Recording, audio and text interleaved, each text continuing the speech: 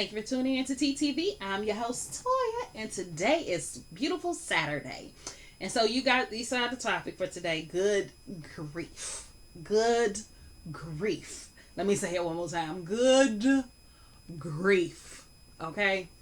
So grief has been the recurring theme for me the past few weeks. The past few weeks. And I was actually thinking about it today, and one of the things that came to me was separation.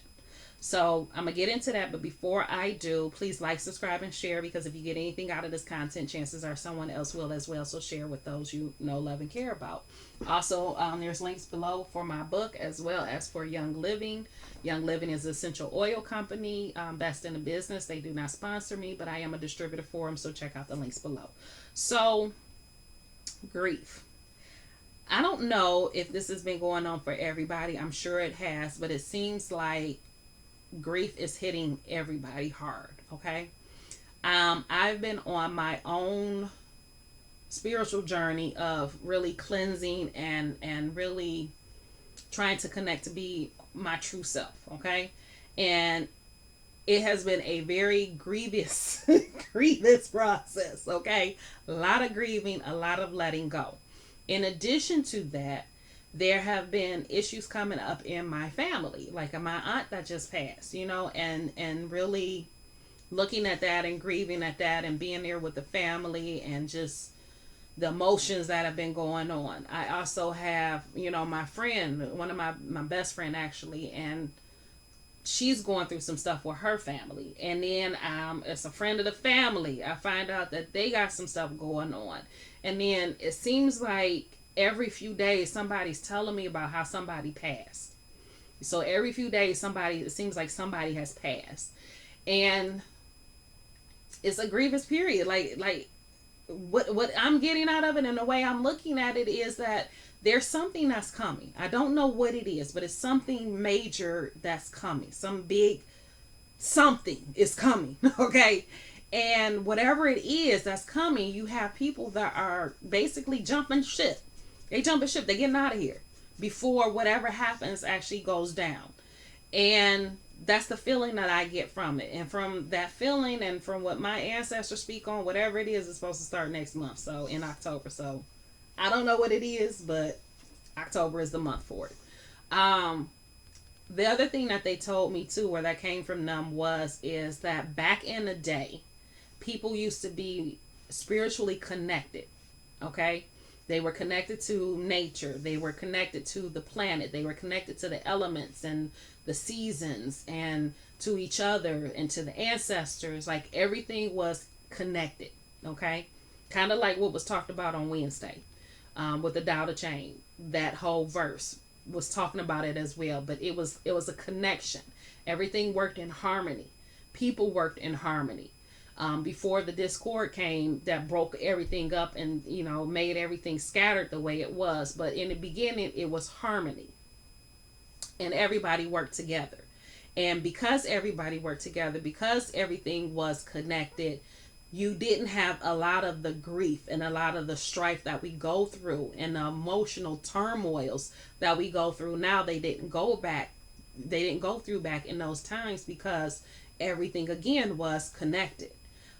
Even me, because it seems like the stronger my connection is to my ancestors and my spirit guides on the other side, the more I accept death on this side. So when somebody passed, yes, I'm gonna miss this person. Yes, I really love and care for this person, but at that same token, I know they around. Yeah, trust me, they around. Why? Because I can hear them. They talk all the time, and then they get around other people who can hear them as well, and then they start telling your business to them. So you get them telling you, "Oh, okay, well they telling me that. Why you over there talking to them? You can talk to me. I can hear you." So they can start putting your business out there. So anyway, then if you think I'm joking about that part, I'm dead serious. They would tell me stuff to do, and I'll be like, and then I'll have a friend come up and say, "Yeah, you supposed to be doing this. Why y'all over there telling my business?"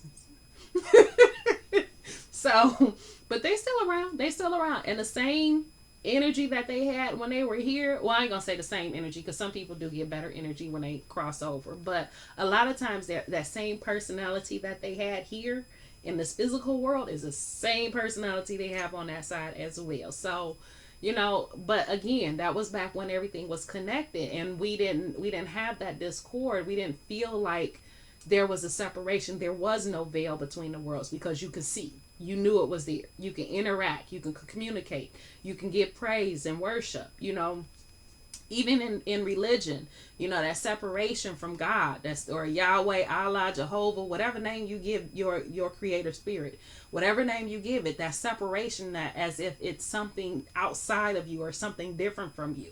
The ancients, they believed that, they understood that God is as much part of you as it is everything around you. Everything around you, including inanimate objects like this desk and this chair that I'm sitting in, or the camera that I'm using to record this. Those are as much of a part of God as me, as my baby that just was whining at the door to come up in here, who's sitting here looking at me all pathetic. It's all the same. Just as much as a part of God is in everything. Okay? And there is no separation. There is no separation. You want to talk to God? Go meditate and have your conversation with God. It's just that simple. There's no separation. But because we do feel that disconnect and we do feel that separation, that's where all this confusion comes in, the fear and the panic and everything else comes in, because we're so disconnected from it, from the other side. We're so disconnected from our emotions. We're disconnected from the planet that we live on and nature, and because of all of that, you grieve. You have a hard time. You struggle. When somebody passes, you miss them instead of understanding that they're around you.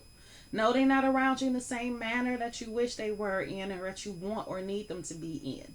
No, I not understand that you can't reach out and touch them and hug them. But they'll let you know. They had a perfume and you walk into a room and be like, oh, it smells just like so and so in here. Yeah, that's why. Or Old Spice. Whenever I smell Old Spice, I think of my great uncle or my brother-in-law. So when I go into the room and it's Old Spice smell, I think of one of them. Like one of them was here.